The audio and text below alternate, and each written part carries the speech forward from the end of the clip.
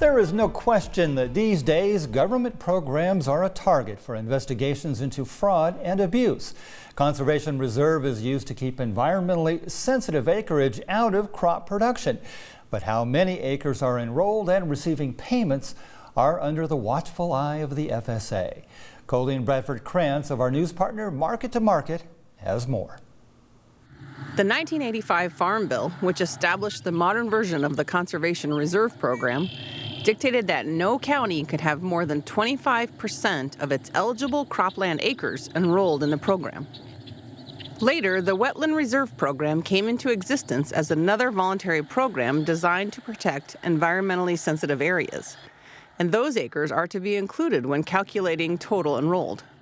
Part of the concern about this program and some of its predecessor programs in the 30s and the 50s was if you take too many acres out of production, you're really going to hurt rural communities. They're going to lose, the production. They're going to, you're not going to have grain going to the elevator. You're not going to have farmers going in and buying supplies and other things there in town.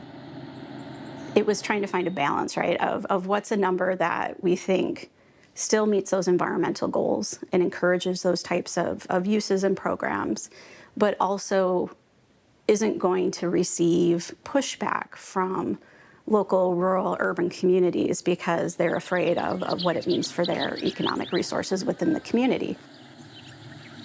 Market to Market filed an open records request to obtain county-level data from the federal government in an effort to ascertain how well the U.S. complies with its rule. Our investigation revealed that for 2019, the sample year, the nation's counties generally succeeded at remaining under the 25% maximum. Only about 1%, or 35 counties nationwide, were in violation that year. Nationwide, that meant 244,000 excess acres were enrolled. If that's multiplied by the $63 per acre national average payment at the time, the estimated total overpaid would have been about $15 million. But experts say the excess spent would have at least had a positive societal benefit, protecting soil and water.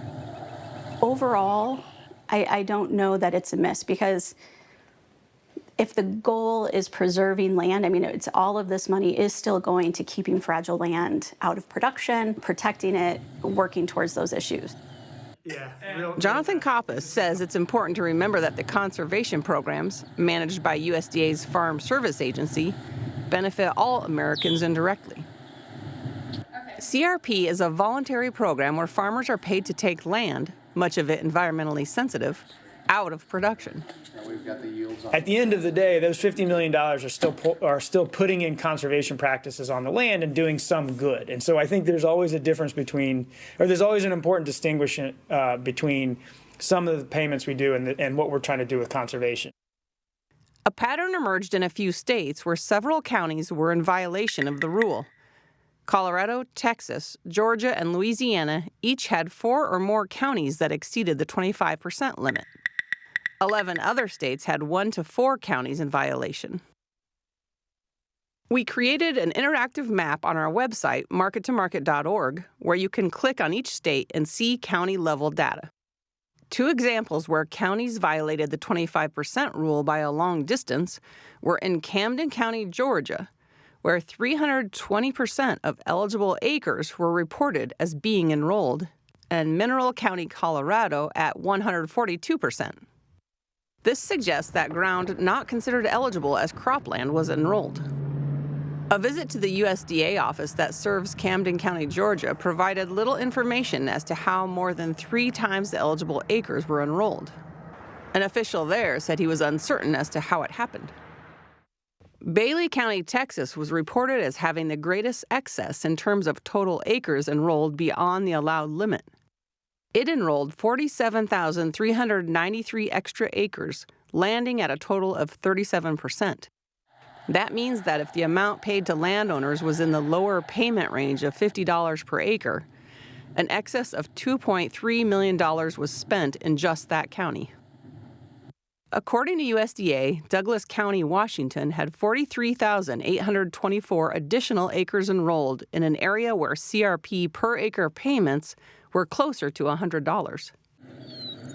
That enrollment of 32% of eligible acres would mean the government spent an excess of about $4.3 million in that county. Zwagerman says it's worth noting that federal policy does allow counties to be granted exemptions to the 25% rule. Neither officials with the individual counties nor the USDA media team mentioned this being the case for these particular counties. The USDA media team did send an email response saying FSA works to comply with federal policy and uses software to help counties remain in compliance. The results, they say, are better as of this year.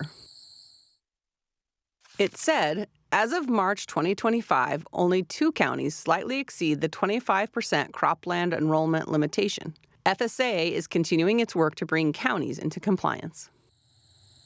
It's unclear whether the same software now used was in place prior to Market2Market's request. I think it's a fascinating finding, and I mean, being kind of a nerd on this stuff, I think it's great when it's helping them. It's a feedback loop into how they're operating the program. So if they're making improvements like that, it's running very well to begin with, and they're improving on top of that. I think that's overall a great example, particularly at a time when there's a lot of focus on kind of beating up federal employees and agencies. It's not like we couldn't use a little good news here and there. In the most recent report just a few days ago, all 82 Mississippi counties were under the limit, most of them quite a bit so.